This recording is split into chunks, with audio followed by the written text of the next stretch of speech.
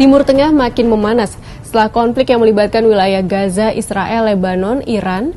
Kini perseteruan merambat juga ke Suriah. Serangan mendadak kelompok pemberontak membuat pasukan pemerintah Suriah terusir dari Aleppo. Rusia dan Iran pun disebut kehilangan pijakan di Laut Suriah. Bagaimana ceritanya?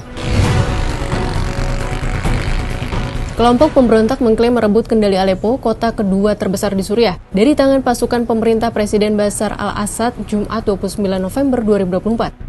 Serangan mendadak ke sejumlah desa dan kawasan di sekitar kota membuat pasukan pemerintah tak dapat mempertahankan posisinya. Padahal kota itu telah dikuasai selama hampir 1 dekade. Kelompok oposisi di bawah payung Hayat Tahrir al-Sham sejak Rabu 27 November melancarkan serangan ke sejumlah kota dan desa di pinggiran Aleppo. Setelah itu perlahan mereka memasuki kota yang telah 10 tahun mereka tinggalkan itu. Pemberontak mendekati Aleppo setelah menguasai puluhan perdesaan di sebelah barat kota. Mereka juga menguasai jalan raya M5, jalur logistik dan transfer militer yang menjadi tulang punggung sistem pertahanan kota. Transportasi umum ke Aleppo telah dialihkan dari jalan raya utama yang menghubungkan kota itu dengan ibu kota Damaskus untuk menghindari bentrokan. Komandan Brigade Jais Al-Izam Mustafa Abdul Jabir mengatakan keberhasilan mereka mengambil alih Aleppo karena kurangnya pengamanan kota tersebut. Ini karena Iran fokus menangani konflik kelompok-kelompok proksi yang didukungnya. Bersama Rusia, Iran adalah sekutu Assad. Setidaknya 4 orang tewas termasuk 2 mahasiswa saat pemberontak menyerang Aleppo pada Jumat. Kedua mahasiswa tewas akibat proyektil milik pemberontak yang mendarat di hunian mahasiswa di Universitas Aleppo. Di sisi lain, militer Suriah mengklaim melawan serangan ke Aleppo. Juru bicara Kremlin, Dmitry Peskov, mengatakan Moskwa menganggap serangan pemberontak sebagai pelanggaran kedaulatan Suriah.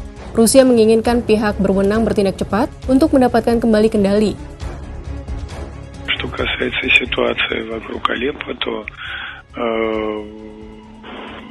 конечно, это посягательство на суверенитет Сирии в этом регионе, и мы выступаем за то, чтобы власти Сирии скорее навели порядок в этом районе.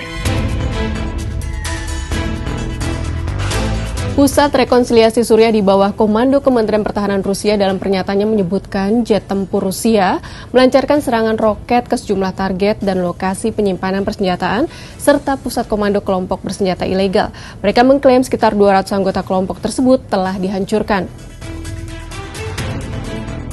Menteri Luar Negeri Iran Abbas Araghchi dalam pernyataan pada Jumat menekankan dukungan Iran yang berkelanjutan bagi pemerintah, negara, dan tentara Suriah dalam perang. Iran menyebut tindakan kelompok pemberontak sebagai teror. Pertempuran itu membuat ribuan keluarga mengungsi dan memaksa layanan sosial dan kesehatan terhenti. David Kardan, Wakil Koordinator Kemanusiaan Regional PBB untuk krisis Suriah, khawatir atas situasi terbaru di Suriah. Terakhir, apakah pemberontakan ini akan meluas? Colin Clark, peneliti senior The Southern Center, mengatakan kelompok pemberontak tidak mungkin bergerak melampaui wilayah barat Laut Suriah. Menurut dia, kelompok ini hanya bisa menguasai Idlib dan Aleppo. Semoga insiden ini segera mereda, tidak lagi menjadi penyumbang suasana konflik berdarah di Timur Tengah yang belum juga usai.